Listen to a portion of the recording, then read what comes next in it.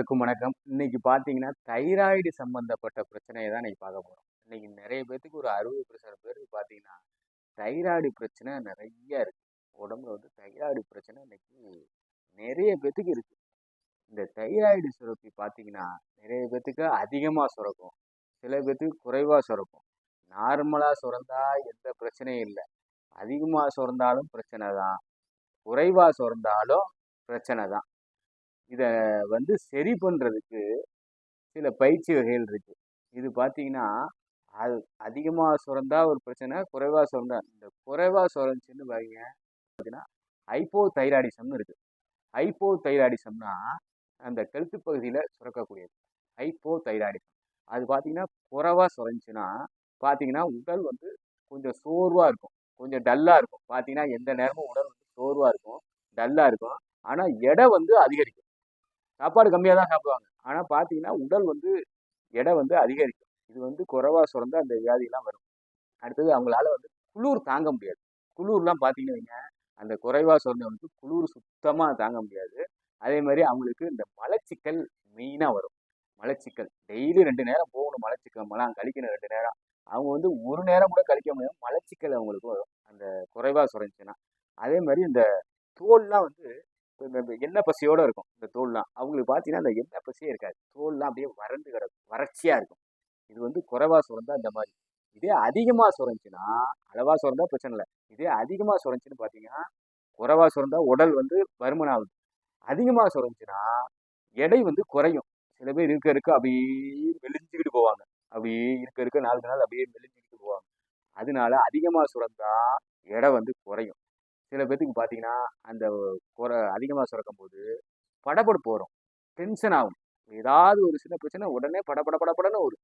ஏதோ ஒரு பிரச்சனைன்னா, அத எப்படி சமாளிக்கிறதுன்னு பார்க்கறதில்ல. உடனே அவங்களுக்கு பார்த்தீங்கன்னா டென்ஷன் ஆகும். படபட படபடன்னு வரும். அதே மாரி அதிக வியர்வை வரும். அவங்களுக்கு பார்த்தீங்கன்னா, ஏதாவது டென்ஷன் இருந்தா உடனே வேர்க்கும். படபடன்னு அந்த டென்ஷன் வந்துட்டாலே உடனே வேர்க்கும். டென்ஷன் ஆகும், இதய துடிப்பு அதிகமாகும். டென்ஷன் ஆச்சுன்னா வேர்க்கும். அவங்களுக்கு பார்த்தீங்கன்னா, தூக்கம் சுத்தமா வராது.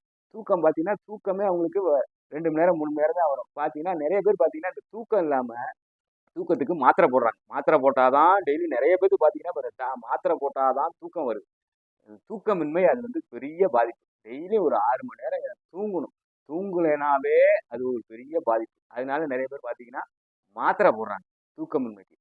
பொதுவா பொதுவான அறிகுறி பார்த்தீங்கன்னா முடி வந்து உதிரும். பொதுவான இது பார்த்தீங்கன்னா, அந்த கழுத்து வீக்கம் வரும். இந்த இடத்துல கழுத்து வந்து லைட்டா வீக்கம் வரும். பெண்களுக்கு பார்த்தீங்கன்னா, மாதவிடாய் பிரச்சனை மெயினா வரும். மாதம் மாதம் சுழற்சி வரணும். பெண்களுக்கு வந்து மாதவிடாய் பிரச்சனை மாதம் மாதம் அந்த மாதவிடாய் வரணும். அவங்களுக்கு பார்த்தீங்கன்னா, சில பேத்துக்கு 40 நாளு, 50 நாளு, சில பேத்துக்கு 2 மாசம், 3 மாசம் கூட அது மாரி பிரச்சனை வந்தா, தைராய்டு பிரச்சனை அவங்களுக்கு மெயின். தைராய்டு பிரச்சனைனால தான் அந்த மாதவிடாய் சுழற்சி வந்து சரியா வராம இருந்தா தைராய்டு பிரச்சனை. இவங்க என்ன பண்ணணும்னா, சிறிய நடைப்பயிற்சி செய்யலாம். அதாவது உடல் பருமனா உள்ளவங்க, எங்களால எக்ஸர்சைஸ் பண்ண முடியலன்னா, டெய்லி நடங்க. ஒரு 1/2 கிலோமீட்டர், 1 கிலோமீட்டர் வாக்கிங் போங்க. வாக்கிங் போங்க. அப்படி இல்லைன்னா, வாக்கிங்னால எக்ஸர்சைஸ் செய்ய முடியும்னா, சின்ன சின்ன எக்ஸர்சைஸ் கை, காலு, உடம்பு எல்லாத்துக்கும் ஒரு சின்ன சின்ன எக்ஸர்சைஸ் இருக்கு. அத பண்ணுங்க.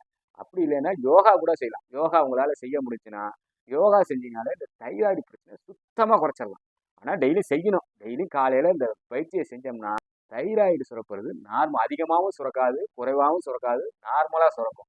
அதுக்குண்டான 2 பயிற்சி தான் இருக்கு. அந்த 2 பயிற்சி இத மட்டும் செஞ்சீங்கனாலே ஓரளவு நல்ல பலன் கிடைக்கும். அந்த 2 பயிற்சி என்னங்கிறத பார்க்க போறோம் பாரு. தைராய்டு பிரச்சனைக்கு உண்டான பயிற்சி அந்த கழுத்து பயிற்சி. இங்க பாரு.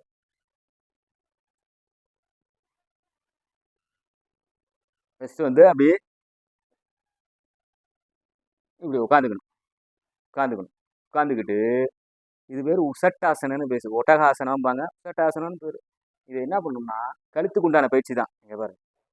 இப்படி நிமிர்ந்து உட்காந்துக்கணும். நிமிர்ந்து உட்காந்து அப்படியே பின் சைடு சாயணும். இங்க பாரு.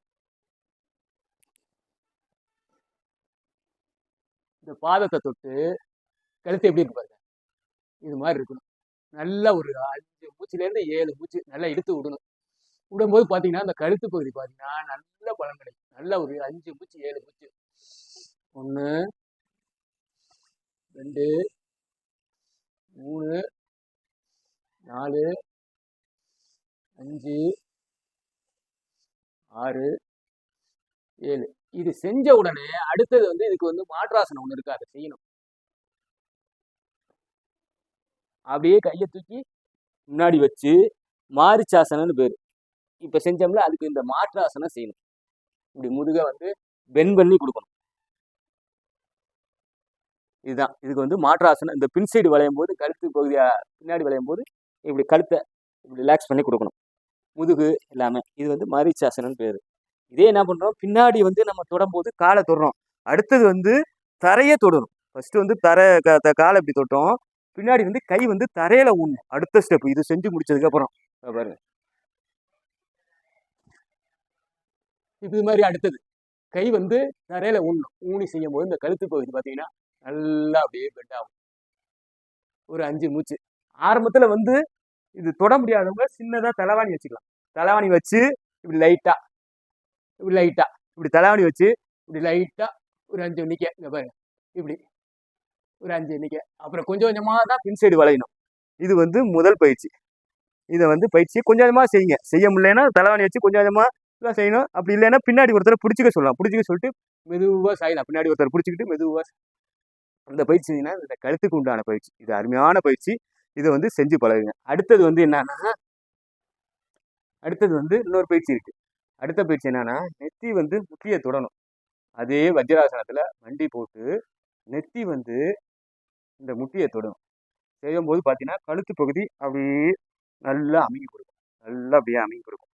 அடுத்தது இந்த பயிற்சி செய்யணும். இங்க பாருங்க. அடுத்தது என்ன பண்ணணும்னா,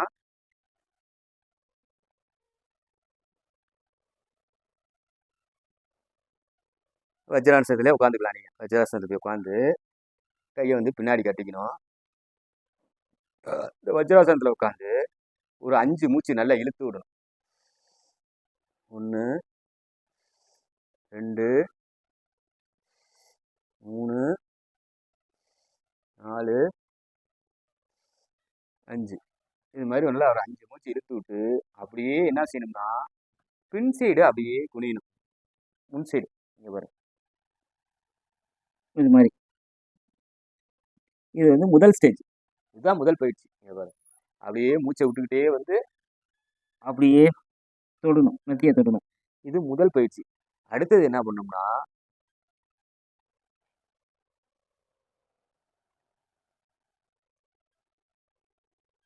தலையில காலை வச்சு இந்த முட்டி 2 முட்டி வந்து இதை தொடணும். தலையை நெத்தியை வந்து தொடணும். இங்க பாரு. இது மாதிரி.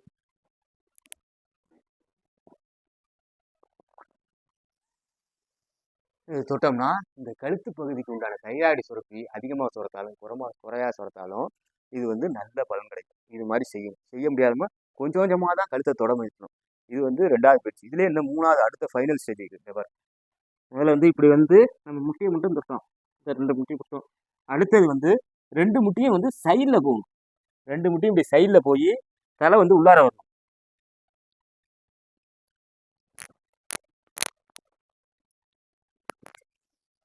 இது மாதிரி செய்யணும். இது வந்து சைடில் தலை போகணும். தரும்போது பார்த்தீங்கன்னா, இது இன்னும் வயிறு பகுதி நல்லா அப்படியே அமுங்கி கொடுக்கும்.